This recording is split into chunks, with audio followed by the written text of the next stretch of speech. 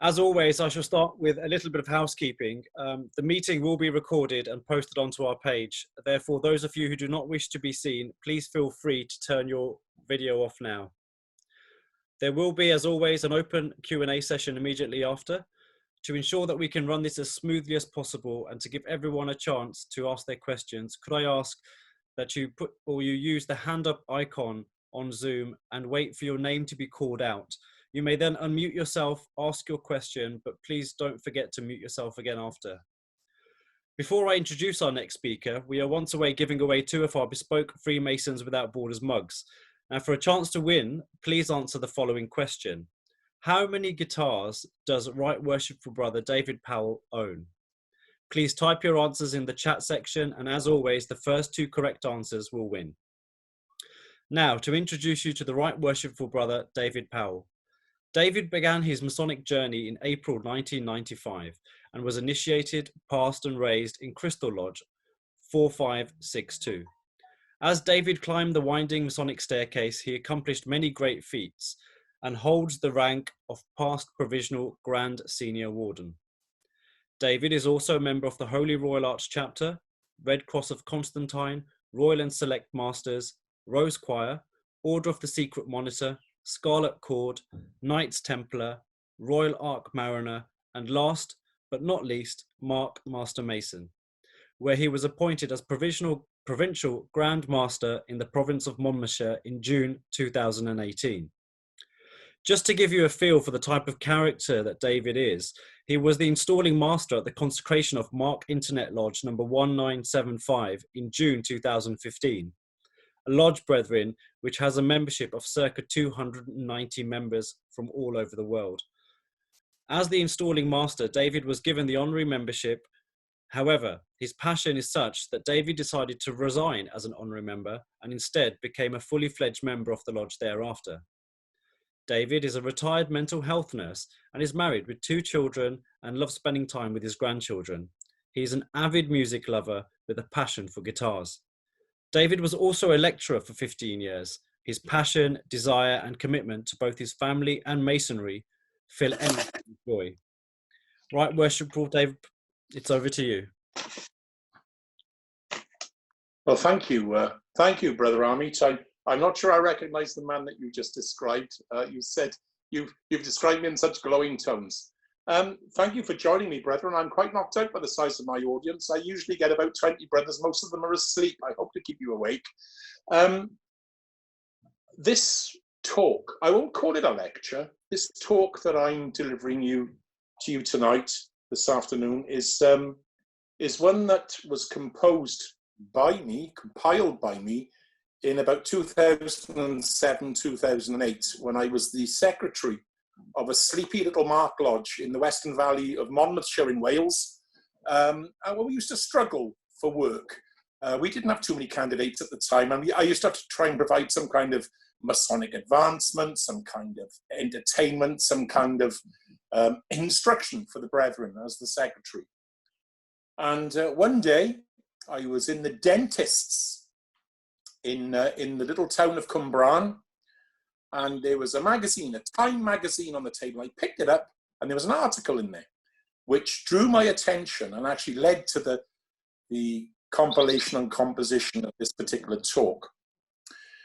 The talk is essentially, central part of it is the trial of Captain Kidd.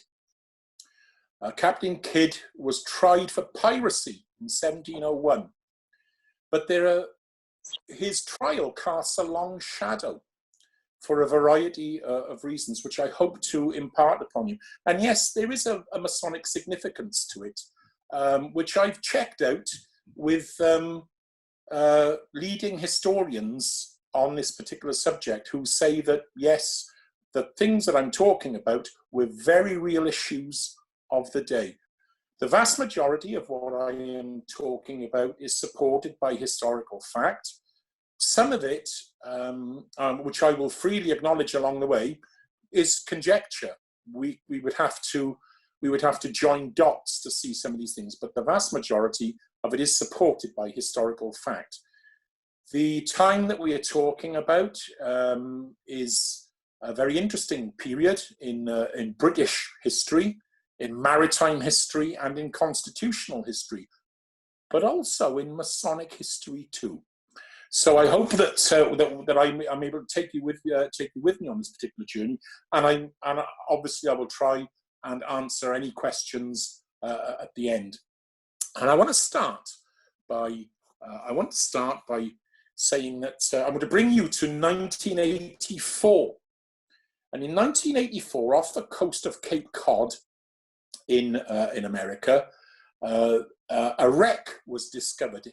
People knew that it was there. There were documented records to say that a ship had gone down just off the coast of a place called Wellfleet in Cape Cod. And this wasn't just any old ship. This was the ship of the famous pirate Black Sam Bellamy. Now, if you know anything about pirates at all, Sam Bellamy was an enigma. And he was quite an unusual. He was a young man in his early 30s. He was successful, was feared, and he was extremely wealthy. And uncharacteristically for him, he had taken a risk with his boat to get back to shore during a very heavy gale. And his gamble didn't pay off. And the boat went down and took the vast majority of the hands, including him, with it. And a local historian, a high school teacher called Barry Clifford, who was also an amateur diver, was obsessed with this story of the wreck of Sam Bellamy's boat. The boat was called the Wydar, and it was named after a port in West Africa at the time.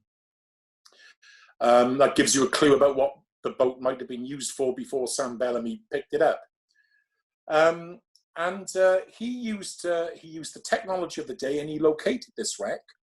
And a year later, he raised the wreck and everything around it. And he brought up an awful lot of goods, gold, silver. It was estimated to be around £40 million worth of booty in the wreck. Imagine that, brethren. That's an awful lot of gold and silver. Along the way, they found an awful lot of other interesting stuff. There were several historians who were commissioned to look extensively and intensively at what was raised, and they came to some very interesting conclusions, and it raised an awful lot of questions. They discovered that there were artifacts, jewelry, expensive pieces of jewelry that had been deliberately broken, and it was believed that what was happening, that things were being broken up to be shared out, so that people were receiving shares of spoils, that these spoils had been partitioned into lots of smaller containers. So there was this belief that if you were a crewman, you had your own box in the hold with your own spoils in, and that things were being shared out along the way, that there was, in a sense, a fair and equitable division of booty on this boat. They also discovered barrels, plates, cups, glasses, and everyday articles emblazoned with various symbols. Many of them would have been recognized as Masonic symbols. And by the way, in the article that I read and in my subsequent researches, what became clear was that it was common knowledge at the time that these ships of, shall we say, adventurers were funded by backers. Now, we're not talking about pirates. There are three different types of adventurers at sea, three terms which you will recognize, but we must differentiate between them. The pirate, the buccaneer, and the privateer. You might think that they're exactly the same thing, but they're not. A pirate was a bold, murderous, freelancing highwayman of the sea with a crew who only had eyes for profit. If a pirate took your ship, you were likely to die unless you could be ransomed or you had some intrinsic worth. The ship may well be taken. If there weren't enough crew to crew the ship would be burned out. All goods, chattels, anything worth any money would be taken. Everything would be sent. Everything else would go to the bottom of the sea. That was your pirate. They were frightening people.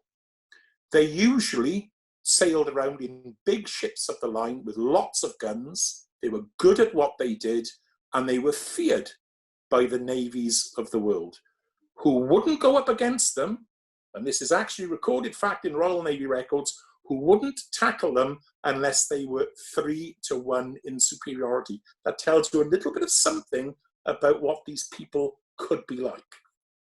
Number two, Buccaneers. A completely different animal. A Buccaneer was a coastal raider, usually operating close inshore in small boats in the West Indies. They were basically scavengers. They would pick up small trade between islands, and they would take anything that they could get, whether it be animals, livestock being transported from island to island, cargoes of wood, lumber, material, grain, whatever. They would steal it from one island, take it to another island, and sell it. And it was quite profitable, but it was very small potatoes, shall we say. And they would normally operate 2 or 3 boats together so they could outmaneuver, outwit the ships. And there was very rarely, there would be a bit of violence, but there was very rarely any death involved. People were just basically mugged for what they had. It was taken off them. They were sent ashore in a small boat, and they would whip away to the next island and sell the goods that they had stolen. The Buccaneers were a smaller concern than piracy.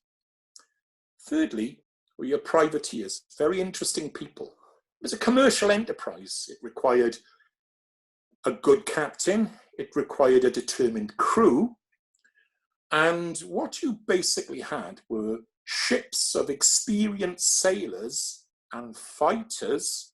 I wonder now how close to piracy we come. We're going to spend a lot of time thinking about this. Groups of determined sailors who were licensed by the crown to prey upon the merchant vessels of other countries.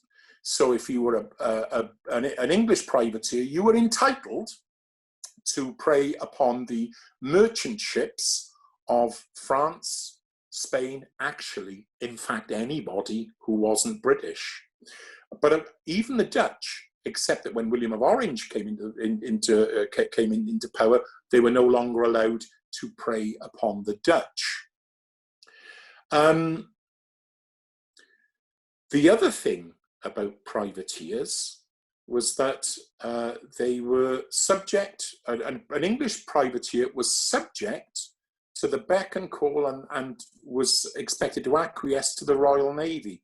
A Royal Navy ship could stop an English privateer and could take its crew, they could impress its crew from the one ship to the other. We'll come back to that later because that's part of the story of Captain Kidd. So what I'm explaining to you was that there was all sorts of brigandry that was going on at sea. You could call it all piracy, which is a fine point, but there were several different kinds of, outlawry going on at sea. I wanted to point out, I think I said earlier, about Masonic symbols on goods that was found on this ship that was raised. And the issue being that if you were a privateer, this was a business enterprise, and you'd need to be bankrolled because you're talking about sums between £5,000 and £10,000 to get a crew and a ship together, far beyond the reach of one man. It would need wealthy men. And what you tended to find was that in the colonies, in Boston, in Rhode Island, Long Island, in New York, that there would be little cartels of businessmen who would meet together and would bankroll an experienced sea captain and put him to sea in a ship. His job would be to get a crew and go out and earn money with a privateer's license. The license would have to be gained from the governor of the day, with the expectation that when you returned to port, 10% of whatever you had went to the crown immediately, and the backers and the crew were then paid off. And this happened on a regular basis. And it turns out that Sam Bellamy, Black Sam Bellamy, who was a famous pirate and a very successful pirate, was in fact being bankrolled by Boston businessmen. Now, one of the places, of course, where businessmen used to meet in those days, it is now known, was in Masonic lodges. And it turns out that it is believed that the Masonic symbolism impressed and stamped upon the goods, the everyday goods upon these boats, was basically because those goods were supplied to the lodges, who then passed it on to the boats. It's almost like a sponsored by symbol. And this is not actually viewed it's an interesting fact, but there's nothing new in this. This is received wisdom and is kind of commonly held knowledge by historians, that groups of businessmen who used to meet in Masonic lodges would undertake business dealings with privateers who would then be put to sea to do whatever it is that they were going to do. But whatever it is they were going to do, brethren, it wasn't good, I can tell you. Captain Kidd, Captain William Kidd, let's move on to him, because he's kind of at the center of our story, and he's the man, the most famous pirate trial in history, it has to be said. Captain William Kidd is a Scotsman, probably from the Dundee area. We're not too sure about his age. He was born between 1645 and 1655. It is believed that his father might have been a Scottish minister. But he is at sea as a young man, and he first comes to prominence, or comes to the attention of the history books, in the late 1680s, when he is part of a crew that rebels on a merchant ship, that rebels against an incompetent captain, and actually overwhelms a French privateer in the island of Nevis in the West Indies. And either because he is the most experienced seaman on board, which is unlikely because of his age, or because he's a good talker, or he can read, or he has an education, he is able to stand up and give an account of what has happened when they reach the island of Nevis, and the governor rewards him by giving him the captaincy of the ship that he has overpowered and issuing him with a privateer's license. So this young man has command of the crew of a ship and has a license to go out and plunder on the high seas in the name of the king, on the provision that 10% of whatever he takes goes straight to the crown. So in a sense, he's a made man. He's landed on his feet. What we kind of know in history from Captain Kidd is that he's a bit of an operator. He's a schmoozer. He gets around. He's able to make alliances. He's able to make friends with important people. And he has varying and variable fortunes at sea. In retrospect, you look back at Captain Kidd, and he's perhaps not the best sailor, not the best captain. Captains have to have certain qualities. We come to find out about Kidd that maybe his reputation was greater than his abilities. But as we move along with the story of Kidd, he turns up in New York, and he marries a beautiful woman in her 20s who's already been widowed twice. And she is extremely wealthy because of the legacies that have been left to her by her deceased husbands. So he's fallen on his feet there. He also befriends a lot of influential people. The governor of New York, he befriends the governor of New York at a time when there's a bit of a minor rebellion going on. there's civil unrest. There is violence in the streets, and in order, Kidd says that he will support the current governor of New York, a Colonel Henry Slaughter by name, by running him guns and ammunitions up the river to ensure that his forces are supplied. This puts Kidd in a very good light with the current governor of New York, who is eventually so unpopular that the Crown decide to discharge him. He ends up being sacked as governor, and another man is put in his place, Benjamin Fletcher, with whom Kidd is on equally good terms. Now, there are a group, the New World at that time was very popular among adventurers, impecunious but influential young men, that I won't say the disinherited children of landed gentry, but maybe the third son of a duke, the second son of an earl. They've got no place to go. They're not going to inherit anything. They go to make their fortunes in the New World, and all they have is their reputation and their name to go with them. And Kidd seems to surround himself by people like this, who are all vying for position. And he becomes friends with a Lord Bellamont, who is an influential, go-getter, but impecunious young man, who seems to have contacts all over the place. And they start talking to Kidd about the possibility of undertaking a privateer's commission again. After all, he's already captained a ship.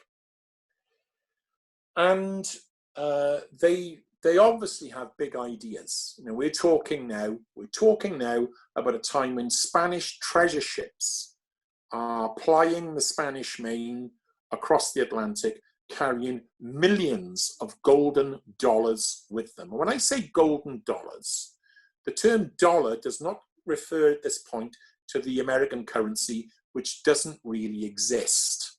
The dollar was essentially a unit of Spanish currency, and the gold and silver was being mined in the New World.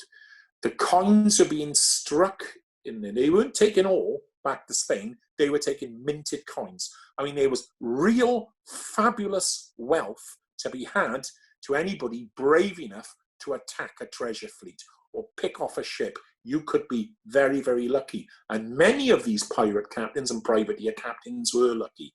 There were massive fortunes to be made. Ordinary crewmen on pirate ships, privateer ships, I'm saying pirates, privateers, it is variable. Ordinary seamen could leave a ship with enough money to set them up for several lifetimes. And we'll talk a little bit about that in a moment. So Kidd and his backers get a little bit carried away by this, and they cost out a venture. The building of a specialist ship, which will take him anywhere. It is his job to furnish a crew, and they decide to bring this to fruition. They look for backers. And remember, Lord Bellamont is an influential man. He comes from a very influential family, and boy, does he find backers. I'll tell you who backers were that he finds. They're all in here somewhere. Yes, here we are. The sleeping backers it costs £7,500 to build a ship and to supply it. £6,000 is going to be provided by the backers, and his backers are the Earl of Romney, who is the master general of the King's Seal, the Earl of Orford, who is the First Lord of the Admiralty, Sir John Somers, who is the second Master General of the King's Seal, and the Duke of Shrewsbury, who is the Secretary of State. They're probably four of the most powerful men in England, aside from the King. They're going to give £1,500 each. The remaining £1,500 has to be found by Kidd himself and by a chap called Robert Livingston. They don't have £1,500. He won't go to his wife for it. So that £1,500, it would appear, was provided by other private backers.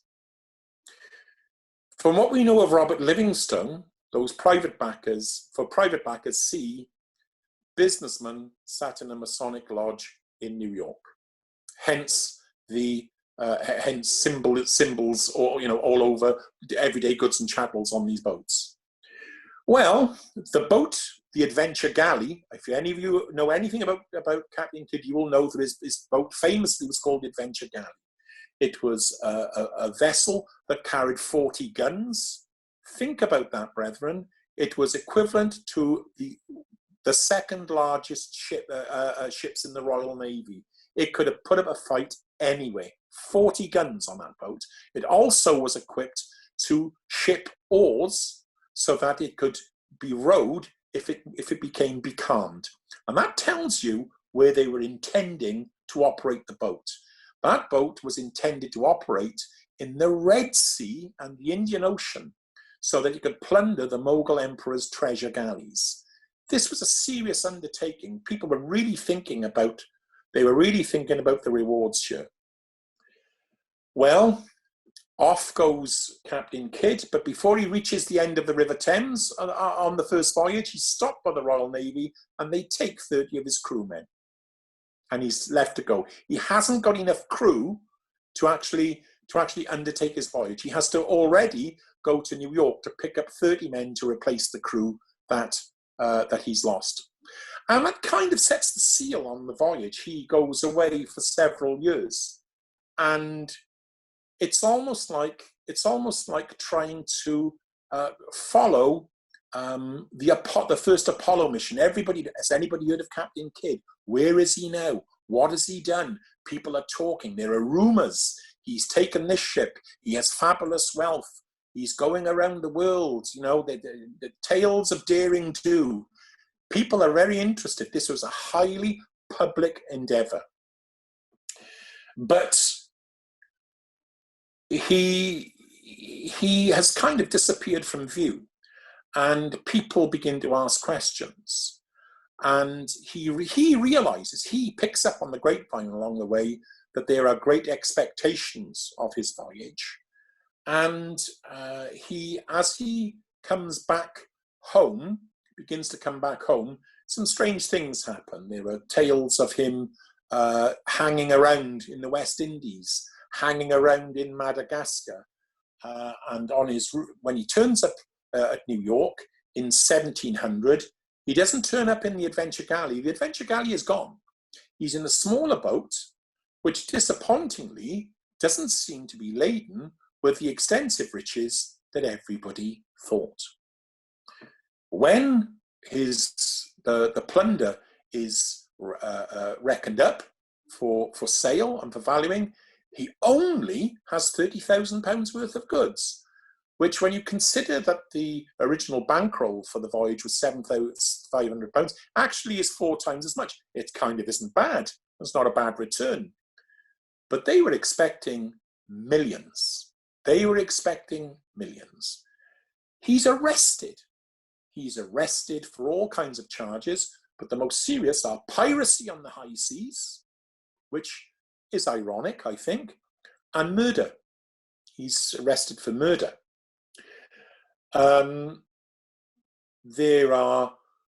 He's accused of taking ships that he shouldn't have taken. He's accused of murdering and plundering, and he is accused also of murdering a crewman by beating him to death with an iron bucket. Now, savagery at sea by ship's captains, such tales were commonplace. You could do an awful lot for a crewman, but you weren't allowed to murder him. And he was arraigned on these charges and he was locked up. He was visited by everybody you can think of. He was visited by people whose names are not put in books, rather than unnamed visitor.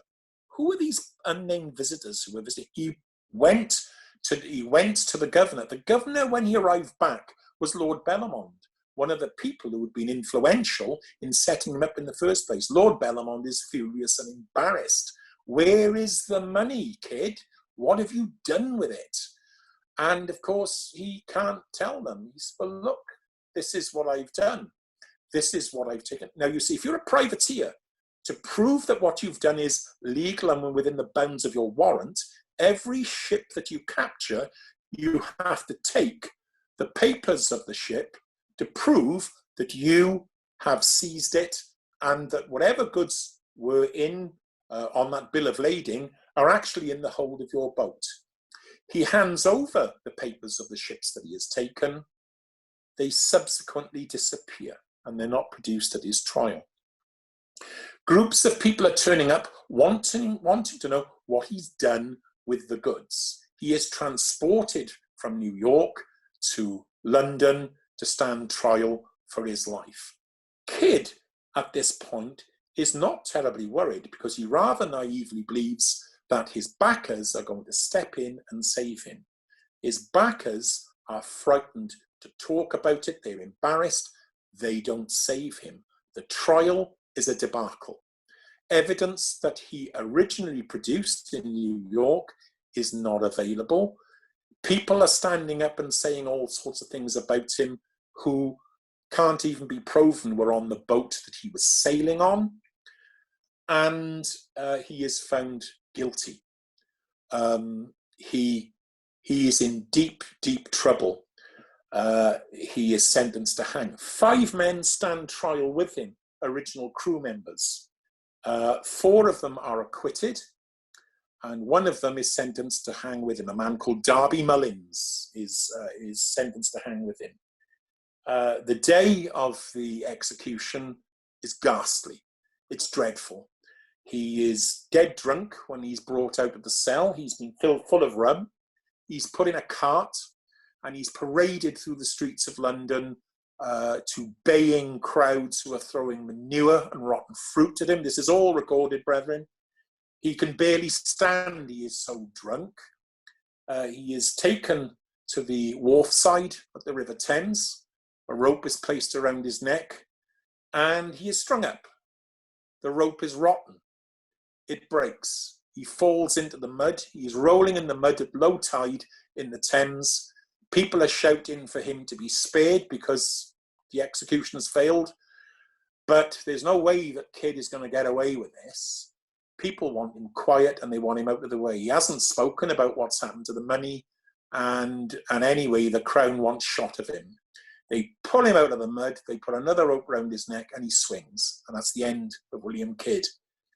He's then gibbeted and he's hung from the gibbet at Tilbury for 3 years until there was nothing left of him. And that was the end of Kidd. Nobody emerged from it with any credit. The crew of his boat were never paid. All the money that came from the sale of the proceeds went to the major backers. Nobody else got a penny from it. The documents that went missing for his trial were eventually found in the early 20th century in the archives of one ministry or t'other when they were having a clear out. The documents had been misfiled and simply lost. And none of the evidence, this has been looked at, pored over by historians, and there was insufficient evidence to string him up, that the bulk of it was fiction, and it seems to be that the real drive was to get him out of the way, that he was actually an embarrassment. So that was the end of Captain Kidd. However, I think it's a good story for a variety of reasons. You look at the social history of the time, and we're talking at a time after the Glorious Revolution when the Stuart monarchy were ejected from the country and the Hanoverian kings were brought into being. There's a bit of a constitutional revolution in Britain. And they were frightened of the Jacobites. They were frightened that the Stuarts would return. And there were all kinds of issues around religion, and there were all kinds of issues. Around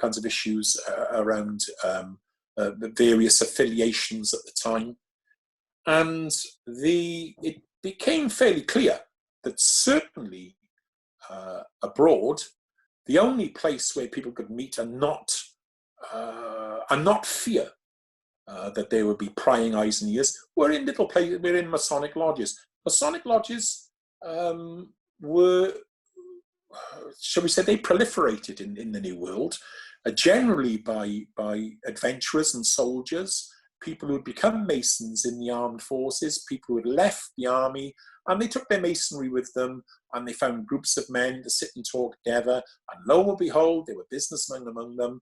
A lot of them weren't, shall we say, they weren't inclined towards the royal family.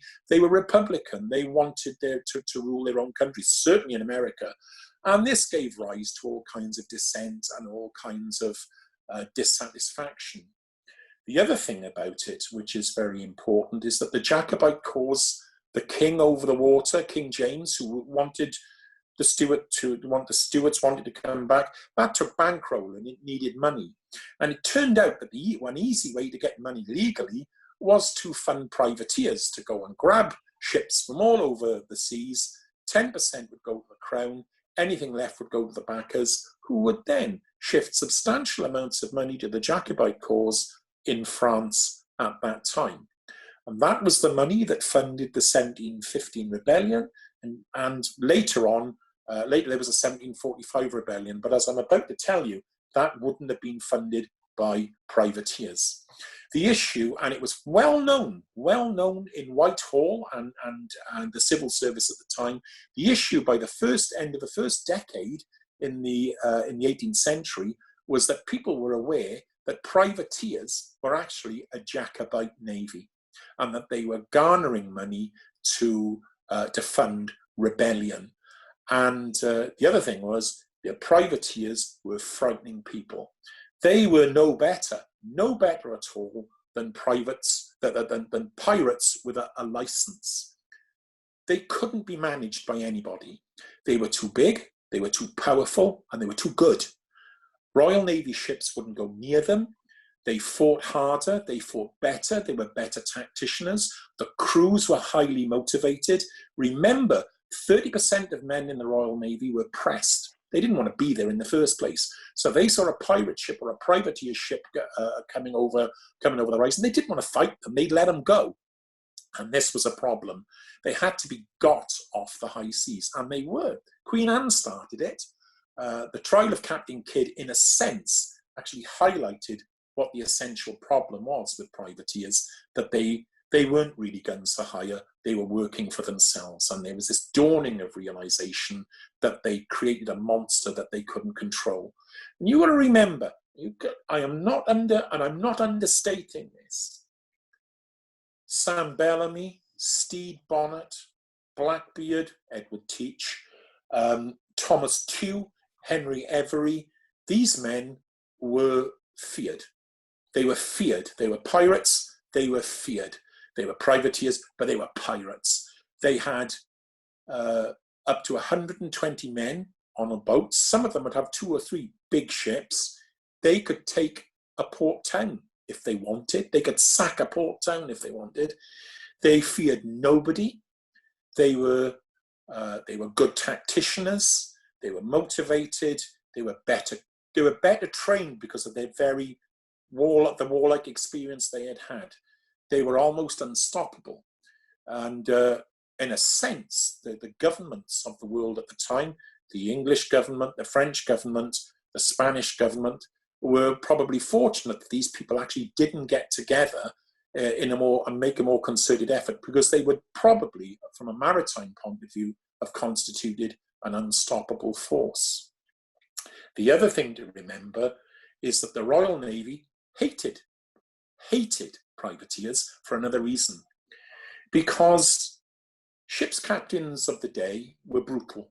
They weren't very nice people at all, and they treated their crew like scum and dirt. Human life had very little value. This did not happen on a privateer ship. There were rules. and there was a code, and everybody was treated equally. If the captain had grog, the crewmen had grog. It was written into the constitutions. Yes, brethren, privateers had constitutions. It was fair shares for everybody. The captain had the biggest share because he had the biggest responsibility, but everybody else had the same share. And they would have things written into their constitutions that, for example, that the mission will not end until every crew member has $1,000. $1,000 is a lot of money. Was a lot of money in that day. Everybody would have eat exactly the same. There were no floggings on privateers' vessels. If you didn't do the right thing, if you were a poor crewman or if you were rebellious, you'd be put off. You'd be put off, but you wouldn't be killed. You'd be put off. If you were, well, you could be flogged to within an inch of your life on a Royal Naval ship for a minor transgression. And what would happen is that if they got into a tangle with a Royal Naval vessel, which happened quite often with privateers, if they took a ship, they would ask the crew what the captain was like. And if the captain was a brute, they'd hang him. They'd hang him in front of the crew members. They seem to have a bit of a, shall we say, a class war going on against rogue officers in the established navies. And if your boat was taken by a privateer ship, you needed to be sure that your crew members would stick up for you, because you'd end up being strung up. And of course, the Royal Navy was a terrible institution for cruelty to its crews, and so they didn't fare very well. The other thing which has to be said was that we are talking at not a nice period of history. We're talking about the West Indies chiefly. Slavery abounded, and the value that was placed on life was curious, to say the least. The only place in the West Indies that you would see an armed black man was on the deck of a privateer ship, because your value, the value that was placed on you on a privateer ship, was your skill, your expertise, your facility with languages, your ability to sail, your ability to fight. It didn't matter what language you spoke. It didn't matter the color of your skin. What mattered was your qualities as a man. And I just want to point out to you that when they raised the Sam Bellamy ship, there were an awful lot of human remains found. 25 to 30% of the crew of Sam Bellamy were African. Think about that. 30% of a pirate's crew, privateer's crew, were African. There were a great many quartermasters. There were several pirate captains, privateer captains, who were African. They commanded ships. You would never have seen that in any other part of society at that time. And that caused unease. That caused ripples of unease at the time. It's interesting, isn't it? It's on that if you wanted liberty and egalitarianism, you had to be a sailor on a privateer ship, because you wouldn't get it on dry land. And these men accrued fabulous wealth. Many of them met terrible ends. Thomas Tew, very interesting man, a Welshman from Swansea, I have to say. Thomas Tew went down all guns blazing, fighting 3 Royal Naval frigates. And he ended his life by throwing himself into a powder magazine, like John Wayne at the Alamo, carrying 2 burning torches, because he realized the game was up. That must have been a sight to see, I have to say. We know that Henry Morgan became the governor of Jamaica and ended up leaving great wealth behind him. He still funds schools and various institutions in the area that I live in.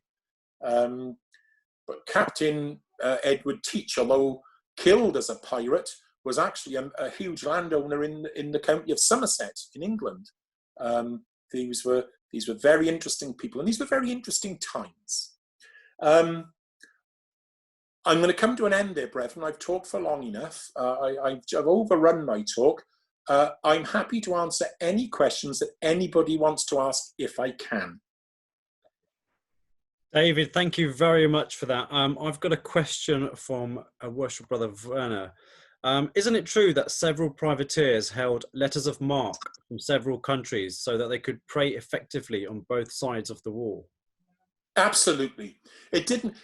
That's absolutely correct. And in fact, what generally happened, and this is what Captain Kidd came unstuck on. It was said that even though he had a letter of marque from the king of the day, that actually he was taking any ship that he fancied. That he was taking English ships, French, any ship at all. And that was the accusation that was levelled at privateers. That the letter, actually, the warrant didn't effectively stop them from taking anything. They would seize anything.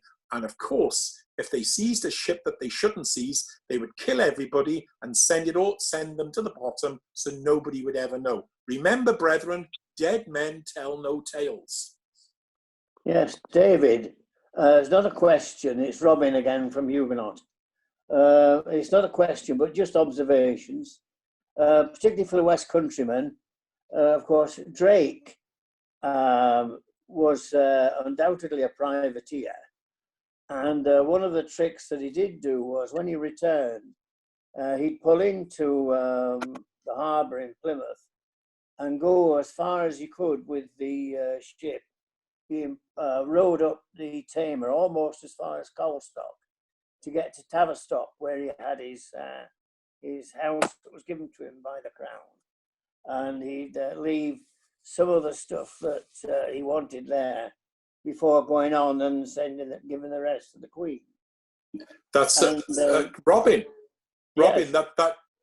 That. Now, I'm glad you said that.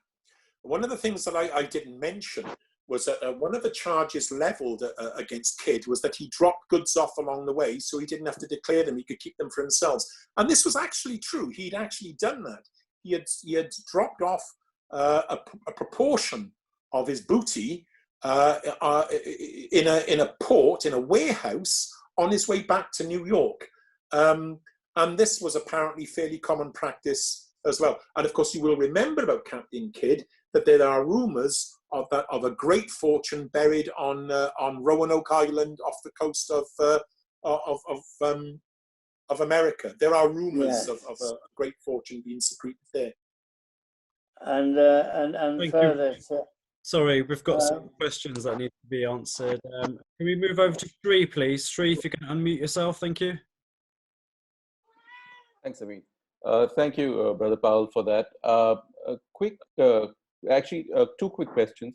One is that you mentioned that Captain Kidd was made a bit of a scapegoat, but isn't it also true that the papers which went missing were in relation to him sort of attacking and taking possession of a ship in the Indian Ocean, which was owned by an Indian, crewed by Indians, captained by an Englishman, carrying cargo for Armenians under an Armenian flag. And he was actually, he sort of attacked the ship on very, very flimsy grounds, in that the French East Indies Company had offered protection to that particular vessel. That's question one.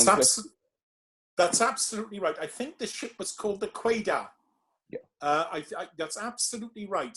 Yes, they were, the paperwork for that ship was paper, and that was actually the ship that he sailed back to. That was the ship that he sailed back to New York in, and it was a smaller ship than the Adventure Galley. And of course he had the paperwork for it, but the paperwork all went missing. And it was only found in the early years of the 20th century, filed away in London. It had been lost, but that's absolutely right, yes. But it was quite a bit of a technicality, him actually taking the defense, even though the paperwork could have saved him, but it was a bit of a technicality to claim that as a privateer, he would be entitled to the spoils, because that particular vessel was under the protection for the time being of the French East Indies Company. Yeah, I think to be honest with you, I think that all these things are up in the air. I mean, you would need a very elastic view of the law to have justified anything that a privateer did on the high seas, because essentially they were seizing, robbing, murdering, with a piece of paper from a king to say that it was all right to do it. I mean, I'm not sure. I'm not sure how any of that would have stood up in any court of law anyway. But it's a good point that you make. If you look and I guess, and I'm not a legal man, I guess that if you look at the laws of the day, I'm sure that somewhere along the line somebody would have felt that they would have been able to have justified it. But you know, I'm a lawyer, so I know that we lawyers can justify just about anything, right? But the other question I had was, you mentioned something about Masonic symbols on the goods which were carried. Could you expound on that a little bit, please? What were those symbols? They were symbols that I know that some of the things that we regard as Masonic symbols nowadays were in everyday use in a more prevalent way in society, maybe in those days. But they were signs, they were signs and symbols. They were signs and symbols on crockery, cutlery, barrels, containers that indicated. It was believed that it was indicated that they had been purchased. They'd been purchased via people with Masonic connections. And in order to stamp who they were for, they were stamped with particular Masonic symbols. And of course, they found their way onto the ship, basically, because they'd been purchased through a Masonic intermediary. And the Masonic symbol was used to symbolize that it was for Freemasons. And that's the kind of, that kind of information has led people to believe that that's at a practical level what these backers were actually doing for these privateers. They were supplying the ships, paying for the supplies, and furnishing supplies for the ships. Got it. Thank you. Thank you, David. Thank you, Sri. Could we go to Brother Muthuswamy, please? Brother, you mentioned in your narration that conditions in the Royal Navy ships were harsh, related to conditions in a privateer's ship. The popular impression is that Royal Navy used to be more disciplined. Where do these accounts originate from? Is it possible that at that point of time, the Crown was at war with the freedom fighters in the United States, and some of these legends could arise out of distortion? Just a thought. No. The terms and conditions at sea were dreadful. Food was dreadful. There didn't seem to be much thought given to how we would feed people people who were at sea for any length of time. Water was undrinkable. Now, that should have been the case. It should have been the case for anybody that was at sea, but it seemed to be worse for crewmen on Royal Naval ships, because their welfare wasn't a particular concern of anybody's. They were kind of left to their own devices. And of course, as I pointed out, up to 30% of crew on a ship could be pressed. They were literally taken off the quayside as physically fit men and put to sea. They didn't want to be there, and they'd have to stay there for several years. Excuse me. So a lot of these people didn't want to be there in the first place. And because they didn't want to be there, you probably find there were behavioral issues with these men, discipline issues. So discipline was terrible. Discipline was very harsh for minor transgressions. But it is known that this was quite different on privateer crews. All these men were there because they wanted to be there. They were motivated to work. They were motivated to follow orders. And the way that crewmen were approached by the leaders of their vessels was very, very different from the way that crew members were approached by officers in the Royal Navy. I can't understate this enough. Conditions at sea in the 18th century for a crewman on a Royal Naval vessel were dreadful, absolutely dreadful. And you've got to remember that on going to sea for 6 months in the Royal Navy, you had a 20% chance of dying of disease. Thank you. We've got about 5 minutes left, brethren. I've got a few more questions to go through for me, David. Next, Rob Crawford. Hi, David. Yeah, very, very interesting talk.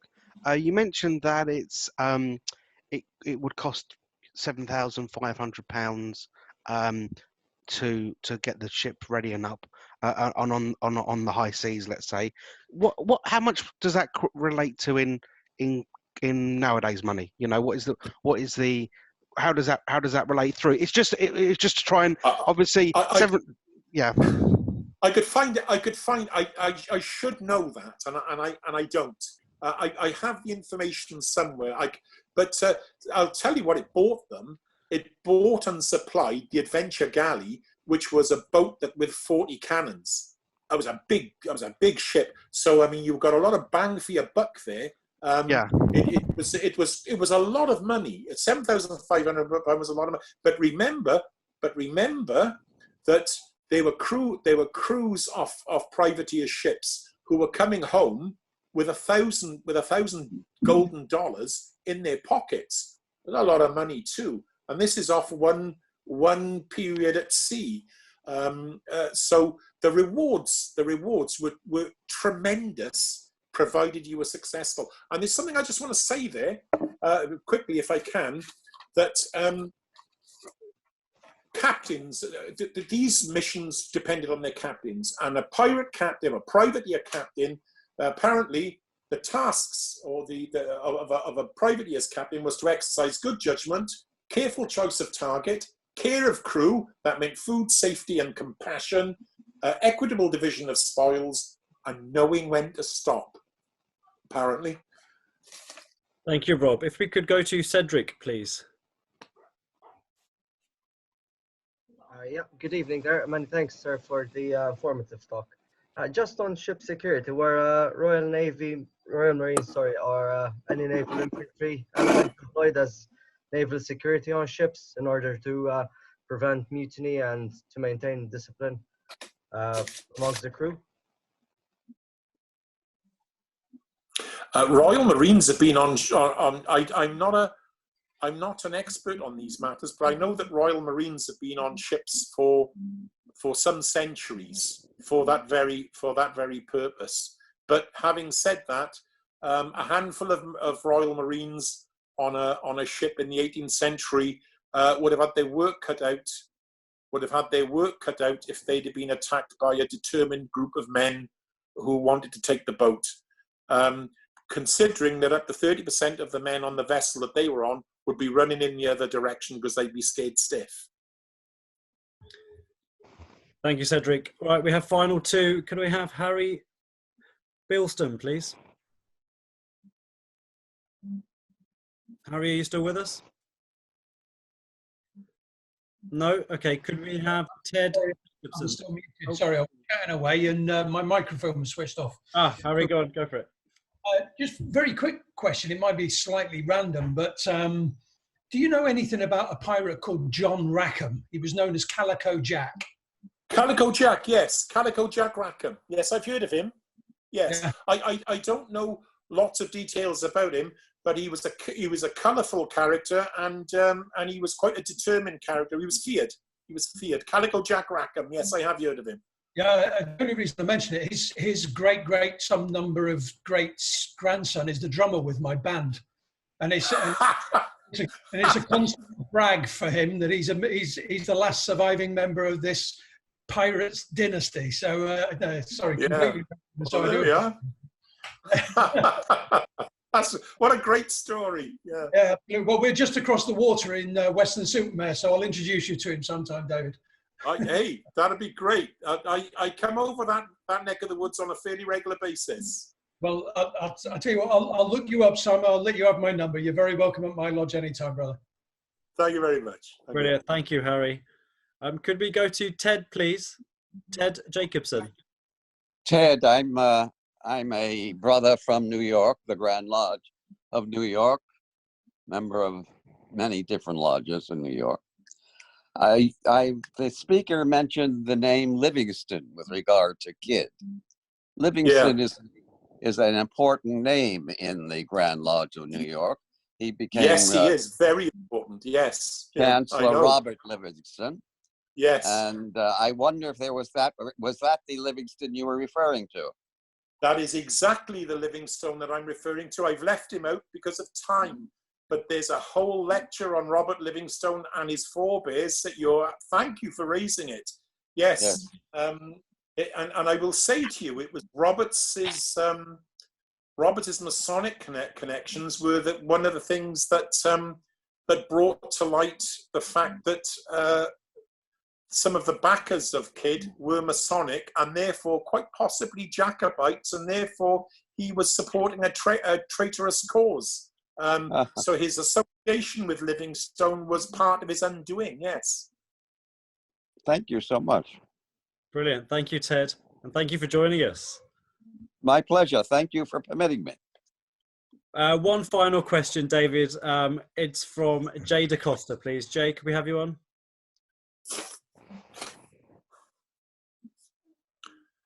David, good evening. A really good presentation. Thank you for that. And a quick question with regards to William Kidd. You mentioned that he got hijacked on his way out of the Thames. Yeah. And then proceeded to pick up a crew in New York. Why? Yes. Why travel across the Atlantic to pick up a crew to then cross the Atlantic again to get round to India when he could have picked up troops? Well, that's a good point, because he wouldn't have he wouldn't have had much joy if he'd have turned back to pick up 30 experienced crew members in London. He had to cross the Atlantic. He had to go and find sailors with some experience, and he didn't feel that he didn't feel he'd be able to get them in London. He felt that he would want a crew that he felt more at home with. So he went to America to get his crew. He'd have a better chance, because remember, British ships wouldn't be quite as they wouldn't be dragging people off the streets of New York or Boston. So he went there so he could get the right kind of crew to undertake the kind of mission that he was on. He didn't feel he was going to be able to do it. He had to have these men. He didn't have enough crew without them, but once they'd taken his crew off him, he felt he had no choice, but he had to go to the New World, to a place he knew, to find the right type of people to undertake the... And it gets worse, because when he was in the Indian Ocean, they had cholera, and he lost half his crew to cholera. Thank you, David. Secondly, very, very quickly, the logistics of that sticks in my mind a little bit. To plan to go across the Atlantic that would have taken 3+ weeks in those days to get back across to the Indian Ocean intrigues me. And the solution to that may have been his stopover in Madeira. He was well known on the islands of Madeira, and everybody harks on about Oak Island, but there are a series of uninhabited islands near Madeira, and I don't know if David's got a metal detector, but if you invest in one, it's worth a visit. And it's rumored that Kidd would often bury his treasure on the islands of the deserters on his way back across the Atlantic up to return to Britain. I'm wondering if you read anything along those lines. I know that a lot of these successful pirates spent a lot of time after Mogul treasure galleys in the Indian Ocean. And the way back, they wouldn't just go simply cross the ocean. They would hug the coast for as long as they could, and they would cross the Atlantic at the shortest point. And that's why you probably got Kidd. I mean, I've heard of Kidd going in Madeira and being on the West African coast. I've read about that incidentally, but that would have been the reason why. And of course, the legends and stories of him burying treasure are legion. And there are lots of islands off the coast of Africa. Why not have a story about him? Why not have a story about him burying treasure? Who knows?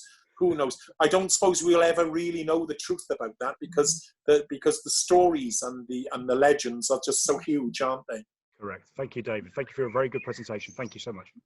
Thank you. Well, thank you very much. David, I think we should call it a day now. Otherwise, I think the questions won't stop. They'll just keep coming. Listen, brethren, thank you all very much, especially to Right Worshipful Brother David Powell for a fascinating lecture. one that I'm sure will resonate with everybody, and has definitely added to my Masonic knowledge.